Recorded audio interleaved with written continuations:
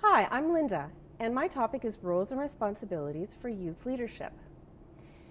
The Toastmaster team for youth leadership consists of the lead and an assist. The lead should have a year of Toastmaster experience, have completed half of their CC manual, and perhaps has served on the executive. The lead will set up the class outline, the number of sessions, find the location, and do the advertising for the session.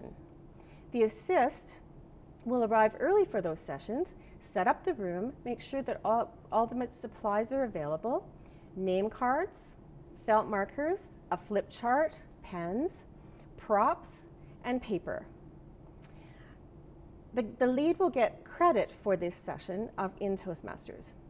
But most importantly, they work together as a team. One can present the educational portion, or they can take turns presenting the educational portion, and both help with the practice. So the responsibilities in youth leadership, there are 3 important responsibilities. The responsibilities are to display empathy and consideration for the youth coming in for those sessions. Some of these youth have never had any experience with public speaking before. They are very shy and reluctant to speak. Sometimes they are so shy they can hardly walk in the room to start. When you're giving feedback, make sure that it's 75% positive and then 25% with suggestions and in a constructive way. For example, if a student was talking about the Calgary Tower and you would say, if you want to use a gesture in talking about the Calgary Tower, put your arm way above your head and say, the Calgary Tower is this tall. That adds emphasis to the speech.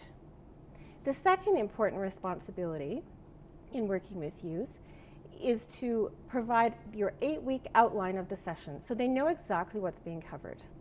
You can provide material that you're doing each week, but keep it to a minimum. They don't want to take a lot of paper home with them.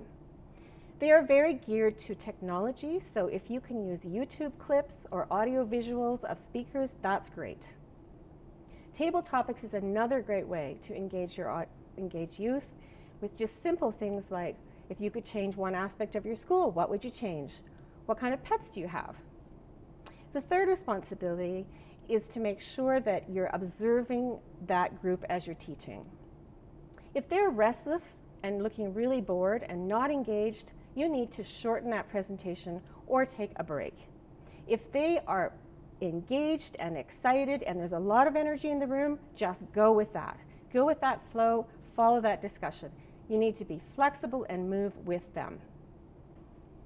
It is really challenging and rewarding to work with youth, and I know a lot of you have great skills that you can bring and give back to youth from your experience. For more resources, click here. To see another presentation, click here.